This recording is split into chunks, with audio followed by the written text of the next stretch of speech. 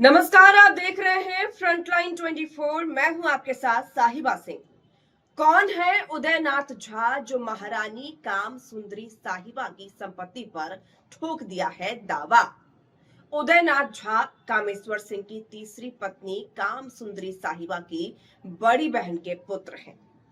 Udaynath Jha charitable trust के सदस्य भी हैं। उदयनाथ झा का बेला में अपना निवास स्थान भी है, लेकिन ये पूरा परिवार महारानी काम सुंदरी के निवास स्थान कल्याणी निवास में रहते हैं। महारानी के इर्द गिर्द ये परिवार किसी को फटकने तक नहीं देते थे और औरतों और युवराज कपिलेश्वर सिंह को भी मिलने से मना कर देते थे।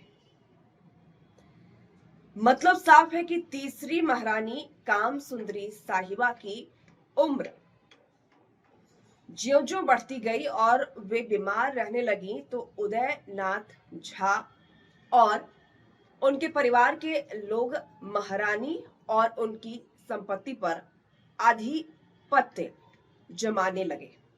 ये लोग इतने पर ही नहीं रुके, कल्याणी निवास और इसके परिसर को अपने नाम करवा लिया था। बाद में जब इसकी जानकारी युवराज कपिलेश्वर सिंह को दी गई तो वे कानूनी लड़ाई लड़कर इसे निरस्त करवाया। इतना ही नहीं, महाराज का गोसावनी गढ़ जो रामबाग पैलेस के अंदर है, वहां अरबों रुपए की जेवरात, दुर्लभ पेंटिंग सहित अनेक बहुमूल्य सामान गायब कर दिया गया। बाद में पुलिस दबिश के बाद उदयनाथ झा ने स्वीकार किया कि हाँ, हम यहाँ की संपत्ति, जेवरात और पेंटिंग जिसकी कीमत 3 करोड़ से अधिक है, उसे बेचा है। इसमें से कुछ सामान बरामद भी हुआ। हद तो तब हो गई जब महारानी काम सुंदरी साहिबा का निधन हुआ तो उदयनाथ झा और उनका परिवार अड़ गया है कि महारानी को मुखाग्नि हम देंगे। इसको लेकर कल्याणी निवास में भारी हो हंगामा और मारपीट भी हुई, लेकिन राज परिवार के सामने उदयनाथ झा का नहीं चला।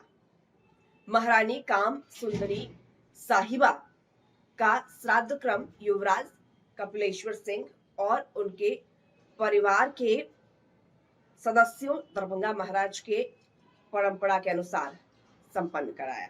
महाराजा कामेश्वर अपने मृत्यु से पहले एक दस्तावेज बनाकर छोड़ गए हैं, जिसमें स्पष्ट लिखा हुआ है कि महारानी के निधन के बाद महारानी के अधीन की संपत्ति राजवंश के वारिस का होगा।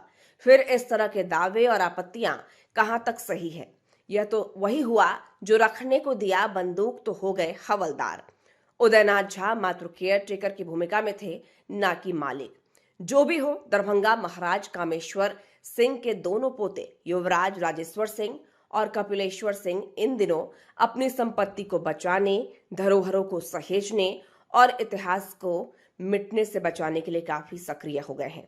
इसमें अब किसी की दाल गलने वाली नहीं है। दरभंगा महाराज का देश और विदेशों में 108 मंदिर है, जहां मंदिर परिसर का बड़ा भूभाग और तालाब हर मंदिर के सामने बनाया गया था। उनमें कई मंदिरों की जमीन और तालाबों को भी बेच देने की चर्चा हो रही है, जिसमें पाकिस्तान के लाहौर और बांग्लादेश का मंदिर भी शामिल है। ये सारी जानकारी युवराज कपिलेश्वर सिंह ने मीडिया को दी है।